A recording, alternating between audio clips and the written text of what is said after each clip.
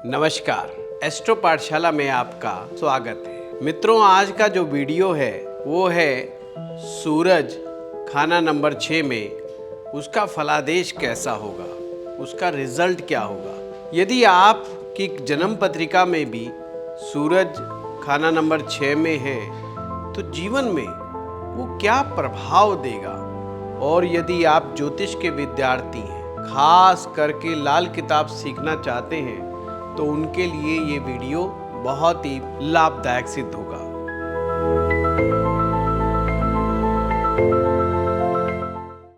जब भी हमें किसी ग्रह का फलादेश करना होता है तो हमें ध्यान रखना होता है कि हम ग्रह के बारे में, उसके बारे में सारी चीज़ें मालूम होनी चाहिए। सूरज जो होता है ये यश, मान, सम्मान का होता है।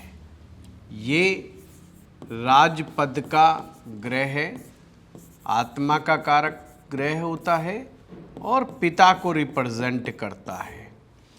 सूर्य जितना अच्छा होगा उस व्यक्ति का रुतबा उतना ही अच्छा होगा, या समाज में हम कह सकते हैं इस आदमी की हैसियत बहुत अच्छी है। लोगों का जो नेम फेम मिलने वाली जो बात आती है वो भी सूरज से आती है।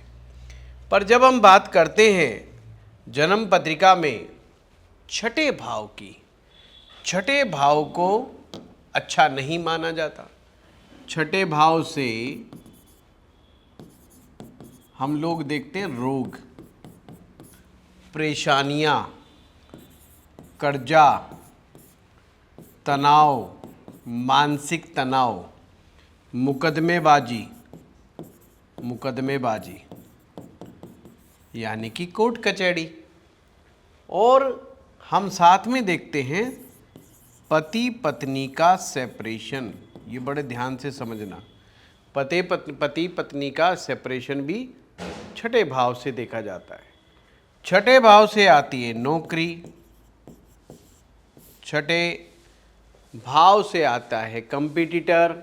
जितने भी हमारे कंपटीटर होते हैं वो सारे के सारे छठे भाव से देखे जाते हैं। और हम लोग मैक्सिमम, हम सब में से हम नौकरी करते हैं, चाहे प्राइवेट सेक्टर में करें या सरकारी नौकरी करें। हम नौकरी करने वाले हमारे देश में एक बहुत बड़ा वर्ग है। तो छठे भाव का संबंध इस नौकरी वाले वर्ग के साथ है। सूरज यानी कि राजा, यानी कि पालना करने वाला, जिसके ऊपर जिम्मेदारी है हमारा लालन पालन करने की, हमें जीवन में बहुत आगे बढ़ाने की। ज़िंदगी में आप कितना ऊंचा उठोगे वो सूरज ही डिसाइड करता है। तो इस प्रकार से अगर हम देखें तो छठे भाव को समझने के लिए क्या कहा जाता है, छठा भाव को खड्डा कह दिया जाता है। लाल किताब इसे कहती है पाताल। पाताल लोक जो है, ऐसी मान्यता है कि धरती के नीचे एक और लोक है जिसका नाम पाताल लोक यानी खड्डा। जैसा कुआं होता है, कुआं जो देखा जाता है लाल किताब के अनुसार छठे भाव का कुएं का संबंध है। जब भी लाल किताब में छठे भाव के दोष दूर करने हों या छठे भाव का कोई उपाय करना हो तो उस ग्रह की चीज़ों को लेकर के कुएं में डालने का नियम बताया गया है। कई पुस्तकों में ऐसा वर्णन है। या गहराई वाली जगह, गहरा है जो है वो छठा भाव है। छठा भाव जो है खड्डा इसलिए माना जाता है कि कोई इसमें गिर गया तो वो दिक्कत में आ जाता है। तो छठे भाव में कुछ ग्रह ही जो है ठीक माने जाते हैं। कौन कौन से ग्रह ठीक माने जाते हैं सिक्स्थ हाउस में, ये हमें ध्यान में रख लेना है। राहु ये उत्तम माना जाता है, सबसे बढ़िया माना जाता है। फिर है मंगल। मंगल उत्तम तो नहीं पर ठीक मान लिया जाता है। फिर है शनि, शनि को भी ठीक मान लिया जाता है। पर जो इस भाव का जो मालिक है वो बुध है। छठे भाव का मालिक जो है बुध है। लाल किताब के अनुसार बुध छठे घर में, छठे भाव में उच्च के हो जाते हैं। ये केतु का भी हेड ऑफिस कहलाता है। छठा भाव यहाँ पे बुध उच्च का होता है और केतु का ये हेड ऑफिस है।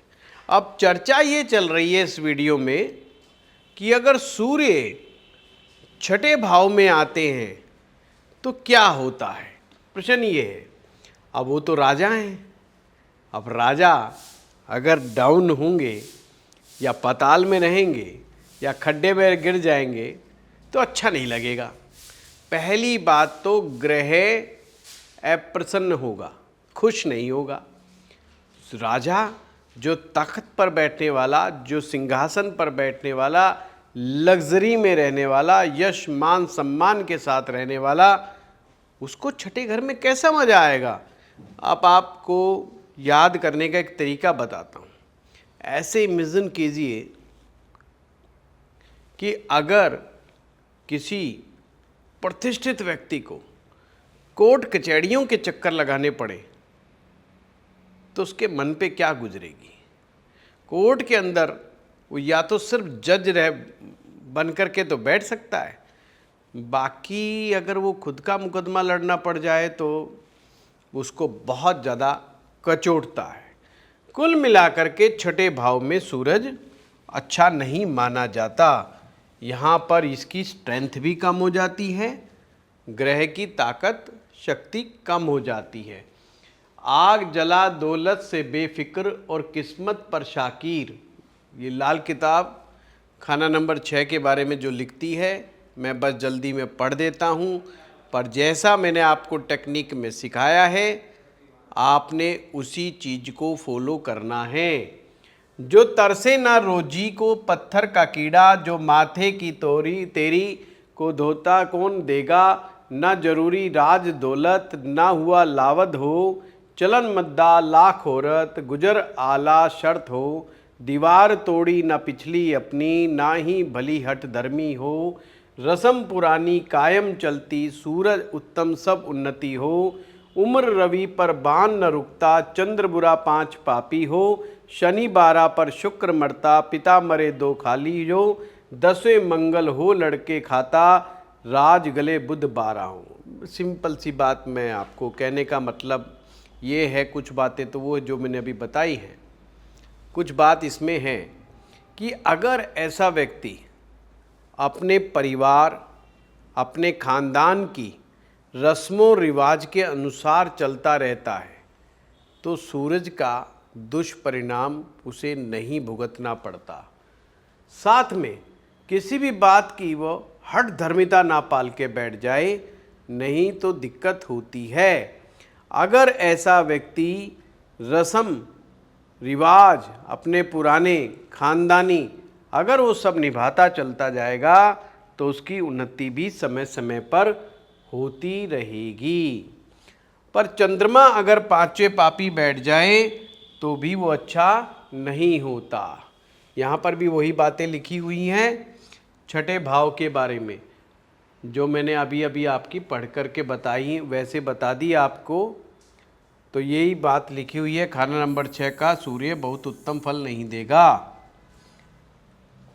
सूर्य का फल जो है यहाँ पर अच्छा नहीं माना जाएगा। छठे भाव में शुक्र भी नीच राशि में हो जाता है। अब यहाँ कुछ शर्तें, बृहस्पति खाना नंबर 11 में हो तो जातक, अब ये कहना क्या जा रहा है, सूरज खाना नंबर 6 में, बृहस्पति खाना नंबर 11 में। लाल किताब के नियम के अनुसार अगर खाना नंबर 11 में गुरु बैठा है तो वह खाना नंबर 6 में बैठे हुए सूरज को 8वीं टक्कर मारता है, मतलब अपने से 8वें स्थान पर कोई भी ग्रह जो बैठा होता है उसको वह टक्कर मारता है। तो ये कह सकते हैं गुरु सूरज को टक्कर मारता है। तो ऐसे में तो उसके बाप पर राहु का असर होगा और सेहत खराब होगी। अगर गुरु 11वें में है और बंदे का सूरज छठे में है तो पिताजी के ऊपर राहु का दुष्प्रभाव होगा। पिता का स्वास्थ्य ठीक नहीं रहेगा, पिता को मानसिक कष्ट होगा, वात रोग पैदा होंगे, कई तरह के अंतर्द्वंद भी उसके अंदर चलेंगे। बंदरों को गुड़ और गेहूं खिलाना। अब बंदरों को गुड़ गेहूं कैसे खिलाते हैं?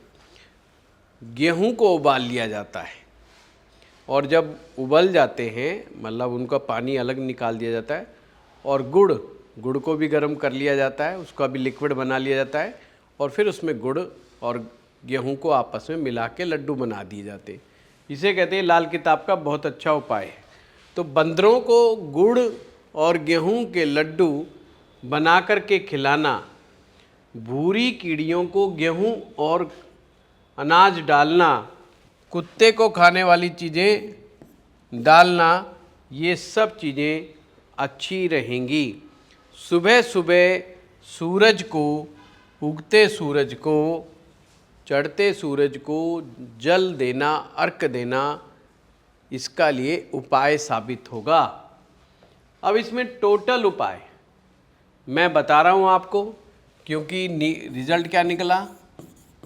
सूर्य छठे हाउस में ठीक नहीं है, अच्छे परिणाम नहीं देगा। जब अच्छे परिणाम सूरज से ना मिले तो पिता के स्वास्थ्य में कमजोरी, बदनामी का भय हमेशा बने रहना, शरीर में ऊर्जा का ना होना और ऐसा फील होना कि हमारा मान सम्मान कुछ भी नहीं है, लोग पीठ पीछे से बातें बनाते हैं, ऐसी समस्या का सामना उसे करना पड़ता है। राज दरबार के अंदर भी उसको परेशानियां होना जैसी समस्या आती है। तो ऐसे में क्या उपाय करें? बंदरों को गुड़ और गेहूं खिलाना, भूरी चींटियों को भी खांड खिलाना, कुत्ते को भी कोई ना कोई चीज़ें, खाने पीने की चीज़ें देते रहना और सुबह सुबह सूर्य को जल अर्पित करना, ये उत्तम उपाय है। पर एक चीज़ ध्यान रखें कि काले नीले कपड़े नहीं धारण करने, इन्हें अवॉइड करना चाहिए, ब्लैक एंड ब्लू कलर को, तो अच्छा रहेगा। हम जो बात कर रहे थे, हम यहाँ छठे भाव के सूरज की बात कर रहे हैं। अगर आप में से भी किसी भी व्यक्ति का सूरज छठे में बैठा हो तो ये उपाय जो बताए गए हैं उन्हें आप कर सकते हो। दूसरा क्या तरीका है? सूरज के जो मित्र ग्रह हैं, चंद्रमा, गुरु और मंगल, अगर इन 3 ग्रहों से सहायता ली जाए, किसके लिए ली जाए? सूरज के लिए। सूरज छठे में है तो अच्छा परिणाम नहीं दे रहा, तो सूरज के मित्र ग्रहों से हमें मदद लेनी चाहिए, यानी इनके भी आप उपाय साथ में करवा सकते हैं तो सूरज के परिणाम ठीक हो जाएंगे। तो मित्रों, ये था वीडियो सूरज छठे भाव पर और उसके मैंने उपाय भी बताया आप लोगों को। तो ये वीडियो कैसा लगा ज़रूर हमें कमेंट बॉक्स में बताएं। धन्यवाद।